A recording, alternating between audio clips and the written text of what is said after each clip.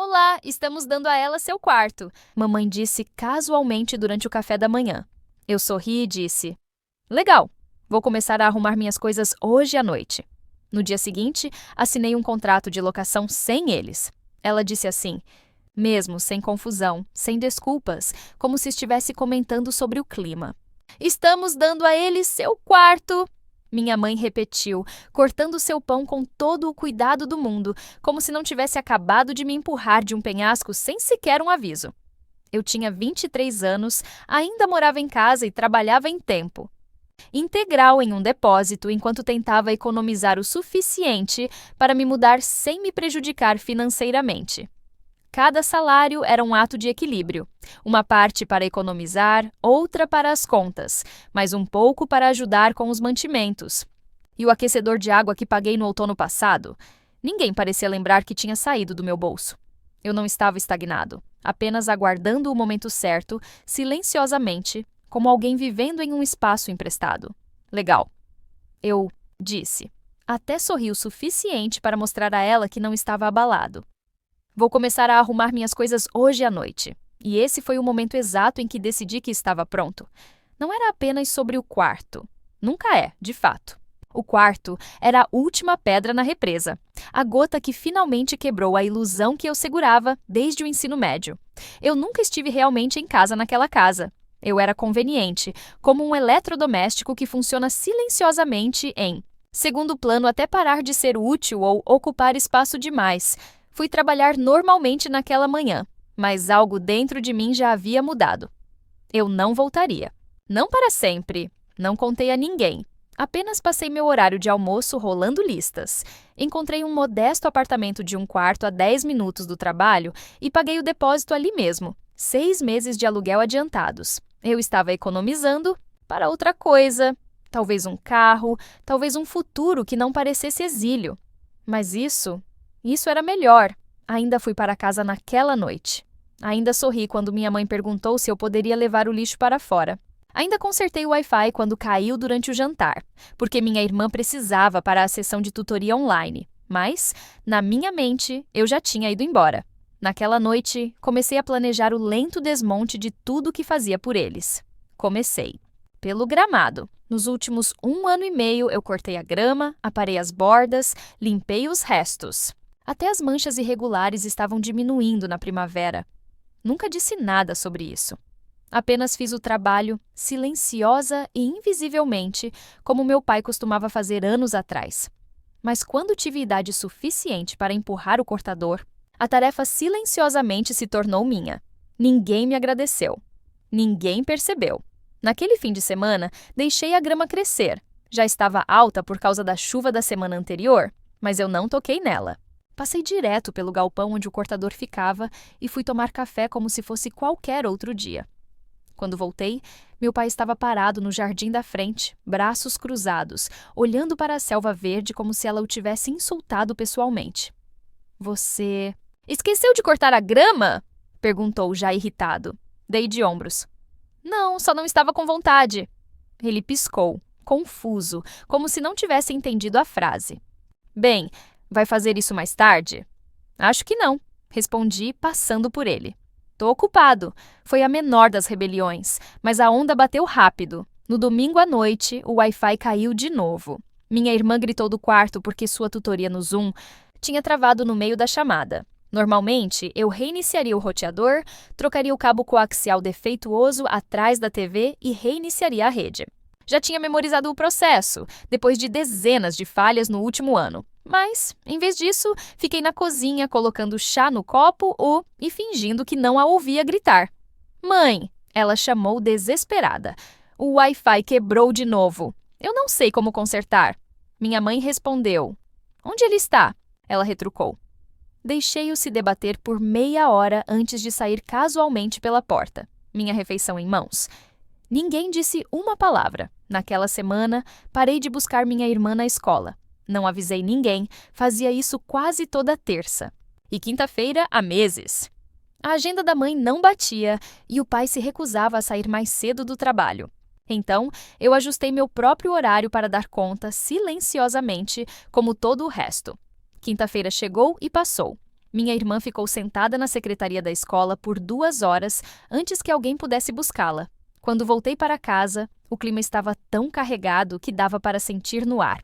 Você esqueceu sua irmã hoje, minha mãe disse categoricamente. Não, respondi, largando as chaves. Eu não esqueci. Ela me olhou surpresa. Apenas passei por ela e entrei no meu quarto. Acho que foi nesse momento que eles realmente começaram a entender o quanto eu fazia por eles. Mas era só o começo.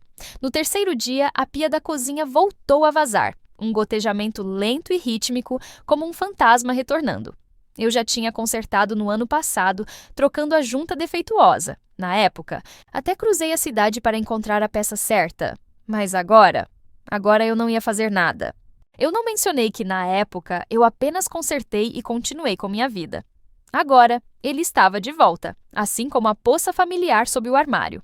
Meu pai se agachou lá, com um rolo de papel toalha, murmurando para si mesmo, usando uma lanterna como se fosse uma cena de crime. Eu passei tomando meu café. Você sabe como consertar isso, não sabe? Ele perguntou. Sim, eu disse parando na porta. Eu sei. Ele olhou para cima, esperando. Eu continuei andando. Naquela noite, depois do jantar, eu não limpei, não enxaguei os pratos, não limpei os balcões. Apenas fiquei tranquilo e fui para o meu quarto, enquanto o resto deles tilintavam garfos e fingiam que não estavam percebendo. A tensão era uma coisa viva, agora pulsando através das paredes. Na sexta-feira, recebi uma mensagem da minha mãe enquanto estava no trabalho. Você pode pagar a conta de luz deste mês? Esquecemos que vence hoje e o cheque do seu pai ainda não chegou. Olhei para a mensagem por um momento. No ano passado, eu pagava contas como essa com mais frequência. Eu os salvava de taxas por atraso mais vezes do que eu poderia contar.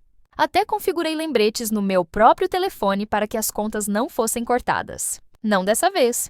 Respondi. Desculpe, eu tenho aluguel agora. Ela não respondeu.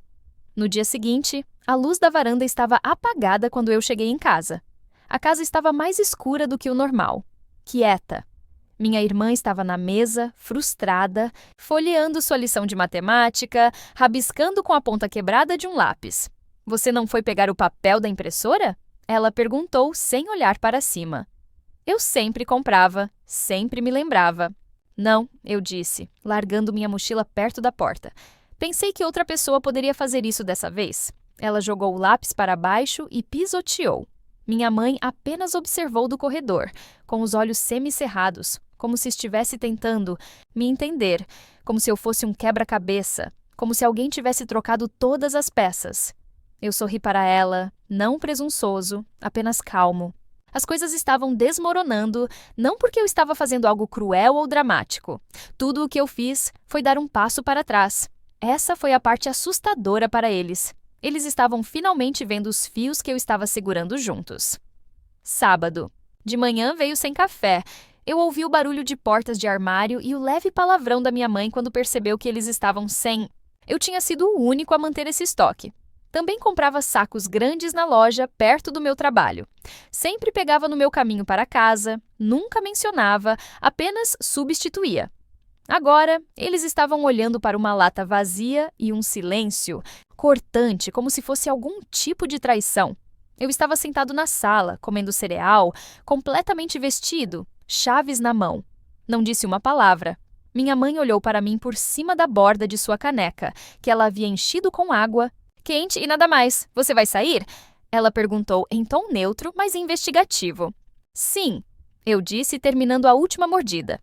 Encontrar o senhorio, pegar algumas coisas. Ela enrijeceu um pouco. Senhorio?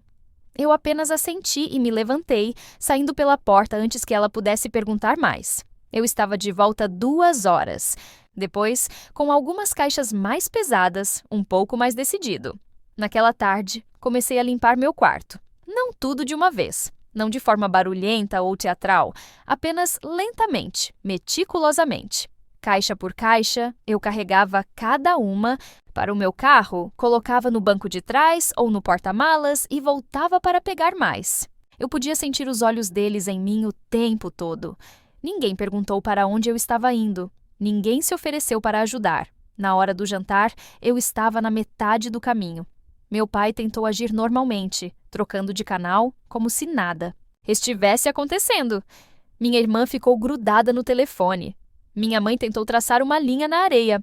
Então, conversamos e achamos que talvez fosse melhor se esperássemos um pouco antes de dar o seu quarto para Duda. Parei no meio da mordida para cobrir meu prato. Por quê? Ela olhou para meu pai, que fingiu não notar. Bem, com tudo acontecendo, talvez não seja o momento certo. Eu mastiguei e engoli. Não, é o momento perfeito. Todos ficaram parados. Eu já havia assinado um contrato de aluguel. Eu vou me mudar na terça-feira. Minha irmã piscou. Espera, você está falando sério? Eu olhei para ela. Duda, você colocou minhas coisas em caixas de armazenamento quando eu não estava em casa. Eu as encontrei enfiadas debaixo da escada. Então, sim, estou falando sério. Ela ficou quieta. A voz da minha mãe estava suave. Agora você deveria ter dito algo, eu disse. Você simplesmente não ouviu porque eu sorri quando disse isso. E continuei comendo calmamente, enquanto os três ficaram sentados em silêncio, como se os papéis tivessem se invertido durante a noite e eles não soubessem como ou quando. Finalmente, perceberam que eu não estava blefando e que eu não voltaria. Nabu? Segunda-feira à noite, eu era um fantasma na minha própria casa. Caixas estavam empilhadas perto da porta da frente, etiquetadas ordenadamente com marcador preto. Utensílios de cozinha, roupas, ferramentas, tecnologia diversa. Tudo o que eu já havia reivindicado como meu já estava no porta-malas do meu carro ou no meu novo apartamento vazio, mas cheio de promessas, a apenas 20 minutos de distância. Mas eu não tive pressa nenhuma. Nenhuma fuga, tarde da noite, nenhuma batida de porta. Eu queria que eles vissem quão silenciosa a casa ficava quando eu não estava. Por trás da cortina, o lixo não tinha sido levado para fora. Ninguém se lembrava de levar a correspondência, o banheiro no corredor de cima ficava funcionando a cada poucas horas, com aquele gorgolejo irritante, algo que eu já tinha consertado. 3 vezes, mas não dessa vez. Passei por tudo isso com uma sensação estranha no peito. Em um momento, meu pai me encurralou na cozinha. Você realmente acha que está fazendo a coisa certa aqui? Ele perguntou, braços cruzados, fingindo se importar mais do que realmente se importava. Eu abri a geladeira. Metade das coisas que tinham lá dentro eu comprei na semana passada, um pacote de 6 iogurtes que ninguém tocou além de mim, metade de uma jarra de suco de laranja que sempre desaparecia antes que eu pudesse terminar. Peguei uma água e me virei para ele. Sim, eu disse. Pela primeira vez em muito tempo, ele franziu a testa. Você acha que é fácil lá fora? Contas de aluguel, tudo isso? Eu o encarei por um tempo, demais, então sorri. Eu tenho pago suas contas por 1 ano. Acho que vou administrar as minhas muito bem. Ele não respondeu. Apenas olhou, como se estivesse esperando pela piada que nunca veio. Então, ele saiu da cozinha. No andar de cima, a porta da minha irmã estava aberta. Eu tive um vislumbre do meu antigo quarto. Agora é dela. Ela já tinha começado a decorá-lo com luzes de corda e almofadas em tons pastéis, mas as prateleiras que eu construí na parede ainda estavam lá.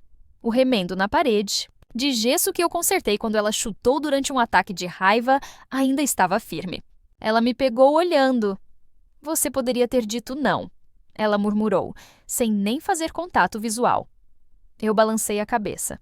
E você poderia ter perguntado? Continuei andando. Não era mais raiva que tinha queimado dias atrás. O que restou era algo mais nítido, mais limpo, clareza. Na terça-feira de manhã, eu tinha ido embora. Coloquei a última caixa no banco de trás e dei uma última olhada na casa. Não com sentimento, não com tristeza, apenas observação. As luzes da varanda ainda estavam quebradas, as lixeiras de reciclagem transbordando, o Wi-Fi caiu novamente. Tudo parecia poético. Antes de eu sair, entrei na cozinha e colei uma única folha de papel na geladeira, com tinta preta. Fatos diretos, nenhuma emoção. Dizia, coisas que eu cuidei que vocês provavelmente não perceberam. Cortei a grama toda semana, levei o lixo para fora e reciclei. Cobri 5 contas de serviços públicos quando elas passaram, consertei o roteador Wi-Fi mais de 10 vezes, compras de supermercado aproximadamente $1.200 em 9 meses, peguei Duda da escola 32 vezes, troquei lâmpadas da varanda 3x, limpei depois do jantar na maioria das noites, paguei discretamente 200 pelo conserto do carro do meu pai. Mantive esta casa funcionando enquanto era tratado como um convidado. No final, uma última frase. Boa sorte lidando com tudo agora. Estou indo viver como um convidado na minha própria casa. E então, tranquei a porta atrás de mim pela última vez.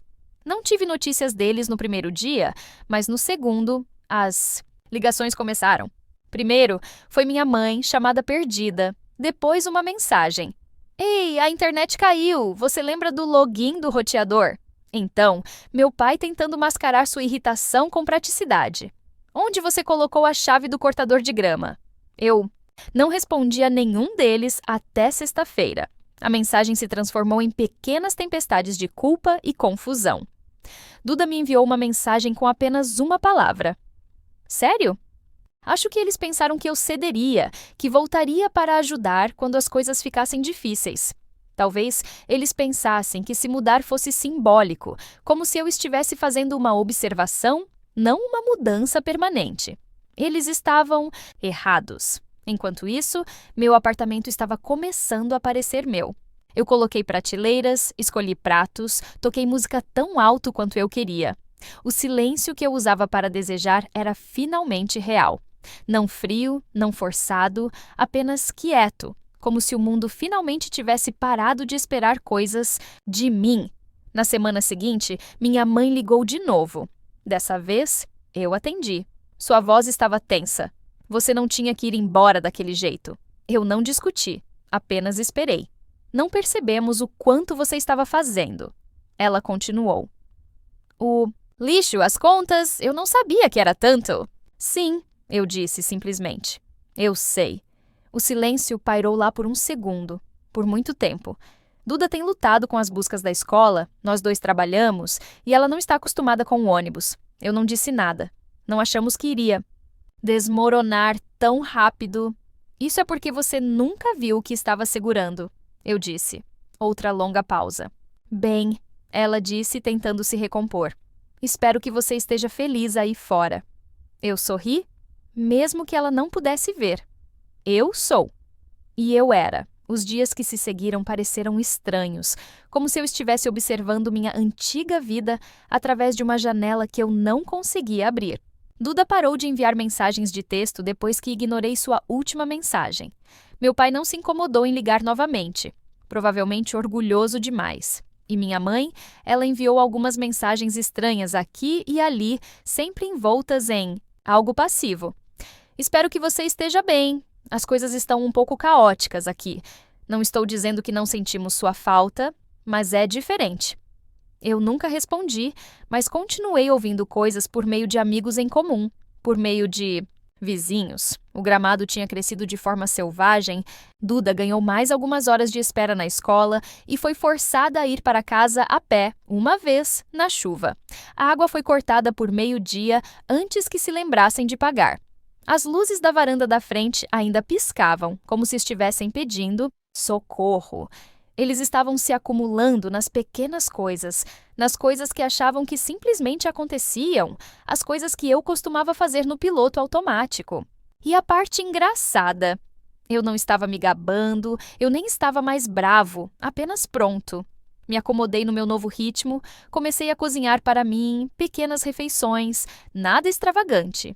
Mas elas tinham um gosto melhor do que qualquer coisa que eu já comi naquela casa. Não porque a comida fosse melhor, mas porque era minha. Comecei a dormir melhor também, sem o assoalho rangendo do lado de fora do meu quarto às 2 da manhã. Nenhuma batida repentina na minha porta pedindo para eu ir até a loja, nenhum zumbido constante de obrigação no fundo da minha cabeça. Apenas silêncio. Silêncio honesto. Uma noite, 1 semana e meia depois que saí, cheguei tarde do trabalho e encontrei um pequeno envelope escondido debaixo da porta do meu apartamento, sem endereço de retorno, apenas meu nome na frente e a caligrafia da minha mãe. Dentro, havia um pedaço dobrado de papel de caderno. No topo estava escrito: Nós não percebemos. Embaixo havia uma lista, não tão organizada quanto a minha, sem marcadores, apenas pensamentos dispersos.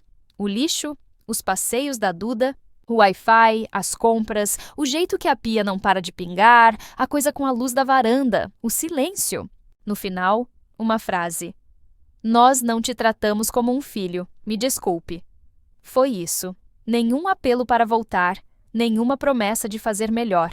Apenas um reconhecimento. E pela primeira vez desde que fui embora, senti algo mudar. Não em relação a eles, mas dentro de mim. Não foi um encerramento, mas talvez tenha sido o suficiente. Eu não respondi a carta, não porque eu não senti nada. Acredite em mim, eu senti. Fiquei olhando para ela no balcão da minha cozinha por horas. Li novamente na manhã seguinte, dobrei, desdobrei, pensei sobre o que significava. Mas uma carta não pode desfazer anos de invisibilidade. Uma lista rabiscada com tinta não apaga todas as vezes que eu só fui notado quando algo quebrou ou precisou ser pago. Eles começaram a ver a lacuna que deixei para trás, e isso estava claro. Mas agora não era meu trabalho preenchê-la. Na segunda semana, recebi a notícia de que Duda finalmente pegou o ônibus sozinha, embora tenha perdido 2 vezes e teve que esperar na chuva novamente. Minha mãe começou a pagar por um serviço de jardinagem. Meu pai aparentemente tentou reiniciar o Wi-Fi e desconectar o modem inteiro por um dia inteiro, derrubando o alarme da casa e sua Smart TV no processo. Eles estavam aprendendo lentamente, desajeitadamente, da mesma forma que você aprende a andar novamente depois de esquecer como usar suas pernas. E eu estava prosperando na ausência de suas necessidades. Comecei a fazer coisas que não me permitia antes. Comprei uma estante, não porque eu precisava de uma, mas porque eu queria. Comecei a comer fora toda sexta-feira, como se fosse um ritual. Eu até me inscrevi para uma aula de marcenaria de fim de semana, algo que eu adiava há anos, porque alguém sempre precisava de um favor, uma carona, um pagamento. O peso tinha sumido. Eu nem tinha percebido o quão pesado ele era até que não era mais meu. Uma noite, enquanto limpava meu e-mail, vi um lembrete de calendário que eu tinha definido meses atrás. O registro do carro do meu pai. Verifique se ele está baixo de novo. Olhei para ele por um longo momento, então cliquei em deletar. Naquela noite, eu sentei na minha pequena sacada, pernas para cima, em uma cadeira de plástico, e apenas respirei. Pela primeira vez, eu não estava esperando um sapato cair. Eu não estava ouvindo alguém chamar meu nome. Eu não estava me preparando para outro pedido disfarçado de favor. O silêncio não era mais assombrador. Era o lar. Eu não voltei desde então, nem para visitar, nem para aniversários. Eles pararam de ligar. Talvez eles estejam envergonhados, talvez estejam apenas cansados, ou talvez finalmente entendam que eu não era o hóspede naquela casa. Eu era a fundação, e quando uma fundação vai embora, tudo muda. A lista que deixei colada na geladeira provavelmente ainda está lá.